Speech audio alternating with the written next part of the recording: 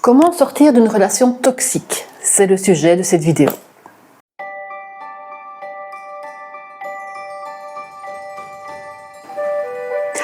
Bonjour et bienvenue dans cette vidéo. Alors tout d'abord, une relation toxique, qu'est-ce que c'est? Je développe le sujet dans une autre vidéo, mais pour l'heure, on pourrait résumer par une relation dans laquelle vous vous sentez mal, qui vous démolit, mais dont vous n'arrivez pas à sortir. Je pose ici le cadre d'une relation hétérosexuelle, d'un point de vue féminin, vu que je suis une femme c'est plus facile, mais évidemment tout ce que je vais expliquer peut être renversé, être vu d'un point de vue masculin par rapport à une femme, et peut aussi tout à fait entrer dans le cadre d'une relation homosexuelle, qu'elle soit entre deux hommes ou entre deux femmes, c'est exactement le même principe. Ça n'a rien à voir avec le genre de la personne, c'est vraiment un mode de fonctionnement.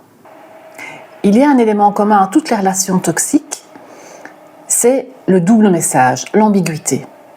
C'est-à-dire que la personne avec qui vous êtes en relation va soit vous dire deux choses contradictoires, une chose et son contraire, soit dans la même phrase, soit dans la même conversation, soit un jour elle vous dit quelque chose et le lendemain elle vous dit l'inverse, ou une semaine après elle vous dit l'inverse. Ou alors ça peut être contredit aussi par les actes. Elle vous dit quelque chose et elle fait autre chose, elle fait le contraire. Et ces actes démentent son discours. Par exemple, quelqu'un qui vous dit « je serai toujours là pour toi ». Ne t'inquiète pas, moi je n'abandonne pas les gens, je ne suis pas quelqu'un qui abandonne les autres. D'ailleurs, il suffit de regarder autour de moi, je n'ai que des amis de longue date, je suis proche de ma famille. Une relation de quelques mois ou même d'un an, moi ça ne m'intéresse pas, j'envisage vraiment toute ma vie avec toi. Vraiment, c'est ça que j'envisage. Moi, je ne papillonne pas, ça ne m'intéresse pas, les relations à court terme. Et puis, soit entrecoupé, ou soit quelques jours après, ou quelques semaines après, vous allez entendre des choses du genre « Oh, moi je veux pas refaire ma vie, je veux pas de contraintes, je veux être libre, je veux plus vivre avec personne, moi je veux pas être coincée dans une relation, je veux pas être coincée sur le plan affectif. Je ne veux que les bons moments. » Alors là, c'est ma préférée. Franchement, en tant que femme, c'est ma préférée. Je ne veux que les bons moments. Alors, mesdames, quand vous entendez ça, à mon conseil, fouillez. Fouillez à toutes jambes, partez en courant, parce que quelqu'un qui vous dit « je ne veux que les bons moments », alors c'est pas forcément sur le plan sexuel, ça peut être sur le plan affectif ou d'autres types de bons moments, mais dans tous les cas, vous avez en face de vous quelqu'un qui ne veut pas s'engager, quelqu'un qui a peur de l'engagement. Sauf si la position de maîtresse vous intéresse, sauf si vous êtes prête à prendre juste aussi les bons moments et puis point. Mais si vous cherchez une vraie relation sérieuse, partez. Parce que quelqu'un qui vous dit « je ne veux que les bons moments », c'est clairement quelqu'un qui n'est pas prêt à s'engager, c'est quelqu'un qui a peur de l'engagement, qui ne veut pas s'engager, ou peut-être les deux. Le problème, c'est que vous ne savez pas sur quel pied danser. Vous entendez ces deux messages contradictoires et vous ne savez pas quel message est le bon. Est-ce que c'est « j'envisage toute ma vie avec toi » ou est-ce que c'est « je ne veux pas m'engager, je ne veux pas de contraintes ». Ça ne veut pas dire la même chose, évidemment. Alors vous passez du côté je veux m'engager, ah oui c'est génial, c'est quelqu'un de stable qui veut passer sa vie avec moi dans cet espoir de construire quelque chose, à je veux être libre, je ne veux pas de contraintes, etc. Et donc hop, à ce moment-là, vous êtes déçu, vous êtes triste, vous êtes en colère, et puis après, hop, il repasse dans le premier message, et vous êtes de nouveau plein d'espoir.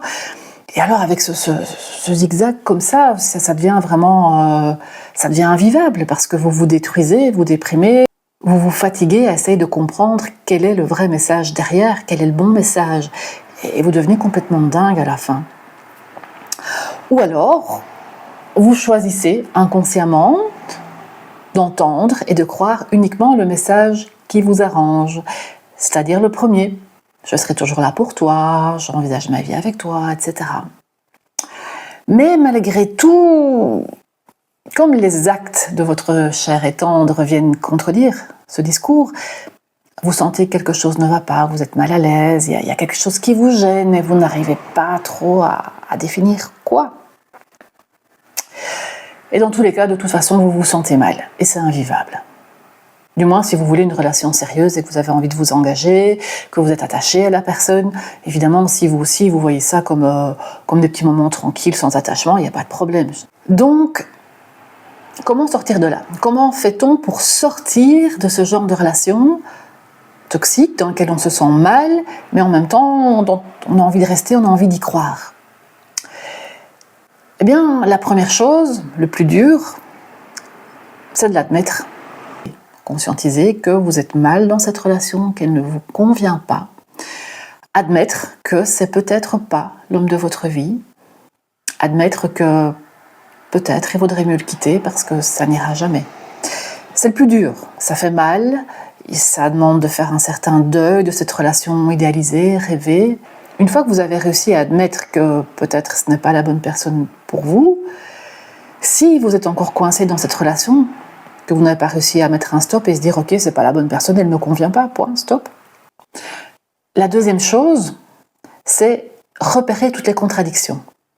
Donc au lieu de vous dire « c'est peut-être moi qui ai mal compris, peut-être que j'ai pas bonne mémoire, je sais pas trop », de rester dans ce flou comme ça, dans cette perturbation, notez tout ce qu'il vous dit. Notez tout. Et puis quand vous allez relire, vous allez pouvoir relire, ben oui, effectivement, il m'a dit ça, et puis le lendemain ça, et puis ça, et puis ça, et puis ça, et puis ça, ou il a dit ça, il a fait ça, pour pouvoir vraiment avoir quelque chose de concret. Pas pour lui redire, ça sert strictement à rien, pour vous-même, simplement pour vous rendre compte que vous n'êtes pas folle, mais qu'il y a bien une contradiction. Par exemple, il dit qu'il sera toujours là pour moi, mais il ne répond pas à mes messages, il ne décroche pas son téléphone. Si j'ai envie de le voir, je dois insister, et limite le supplier. Ben, ça va en contradiction avec « je serai toujours là pour toi ». Ce genre de choses. Notez la contradiction entre le discours, mais aussi entre le discours et les actes. Ensuite, un autre point pas toujours facile, prenez la décision d'arrêter ça. À un moment donné, stop, ok, j'arrête. Même si je ne sais pas comment je vais faire, j'arrête. Parce que parfois on décide d'arrêter, mais on n'y arrive pas. Le problème dans ce genre de relation, c'est que ça peut être addictif. C'est un petit peu comme arrêter de boire ou le chocolat, ou pour certains, ça peut être vraiment comme une drogue, une vraie addiction, et ça peut être très très compliqué. Pour d'autres, il suffit de décider. Mais pour certains, ça va être plus compliqué. Alors, une fois que vous avez pris la décision, et que vous lui avez dit, vous avez dit stop, terminé, c'est fini, ou un petit peu avant de le faire si vous voulez, peu importe finalement, notez tout ce qui ne va pas. Les doubles messages, et aussi tout ce qui vous ennuie, tout ce que vous n'aimez pas chez cette personne. Alors le but, c'est certainement pas de le démolir, c'est pas de lui dire, c'est pas de lui envoyer, c'est simplement de vous remettre les idées en place quand vous allez sentir que vous craquez, que vous avez envie de retourner vers lui, de retomber dans ses bras, de pouvoir aller relire tout ça pour alimenter ce qui ne va pas, au lieu de fantasmer sur tous les bons côtés, de vous rappeler tous les bons côtés, qui sont peut-être idéalisés, qui sont peut-être même pas tout à fait corrects dans vos souvenirs. C'est vraiment vous rappeler l'autre côté. C'est un petit peu, si on prend le chocolat, au lieu de se dire c'est bon, un morceau de chocolat au lait, ou ça, ou de la glace, ou avec telle chose, au lieu de penser à son goût, etc., pensez ah oui, mais si je mange du chocolat, après je vais grossir, je ne saurai plus mettre mes vêtements, après je vais pas me sentir bien, si je mange trop de sucre, je vais me sentir barbouillée. Vous voyez, pensez à ce qui ne va pas, vraiment ce qui ne vous plaît pas, ce qui ne convient pas, parce qu'il y a toujours des choses qui vont pas. Et un autre point qui va vraiment vous aider à ne pas retourner vers lui, ne pas retomber dans ses bras, c'est la colère. Il y a toujours des moments dans une relation, surtout quand il y a des doubles messages comme ça, quand vous recevez le message qui ne vous convient pas, il y a des moments où vous avez un coup de colère, où vous dites « oh zut, qu'il aille au diable, moi c'est fini, terminé ». Et puis le problème, c'est que il revient gentiment, ou il y a un petit message gentil, un petit bisou, et puis voilà, la colère elle s'en va, et on fond, et on retombe dans les bras de la personne. Dans ces moments-là, pensez à cette colère, essayez de la garder à l'esprit. Dès que vous sentez que vous risquez de craquer, de retomber dans ses bras, de l'appeler, de lui envoyer un message, de retourner vers lui, pensez à cette colère. Essayez de la ressentir à nouveau pour pouvoir reprendre de la distance, tout simplement. C'est le même but que le point précédent, de garder tout ce qui ne va pas, et peut-être qu'en relisant les points qui ne vont pas, vous allez réussir à réalimenter la colère. Alors le but, c'est pas de rester en colère toute votre vie, bien sûr, c'est de vous servir de la colère juste suffisamment que pour garder la distance et ne pas retomber dans le piège. Et puis une fois que vous vous êtes bien détaché, que vous avez fait le deuil, à ce moment-là, vous lâchez la colère, bien sûr.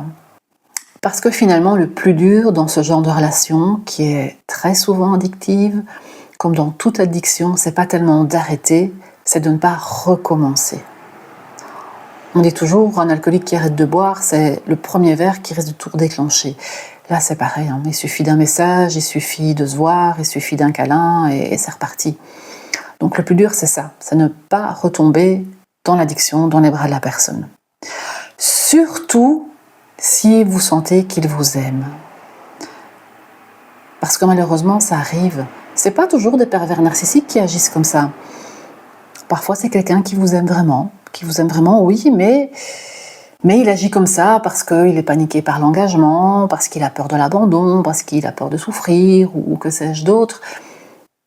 Mais peu importe, que ce soit un pervers narcissique ou que ce soit quelqu'un de bien intentionné qui a simplement peur, dans tous les cas, ça fait le même effet sur vous, ça va vous détruire. Donc, il faut vous en éloigner. Alors, si ça ne suffit pas, si vous sentez que vous êtes vraiment coincé dans la dépendance affective, il y a très certainement une blessure d'abandon qui est là au fond de vous, qui vient d'enfance, qui n'a rien à voir avec la relation que vous vivez maintenant, qui n'a rien à voir avec cette personne-là. Et à ce moment-là, le mieux, si vraiment vous n'arrivez pas à en sortir, c'est de consulter pour travailler sur cette blessure d'abandon, pour pouvoir vous libérer de cette personne-là et surtout pour éviter de retomber dans le schéma avec quelqu'un d'autre. Merci pour votre écoute et à bientôt.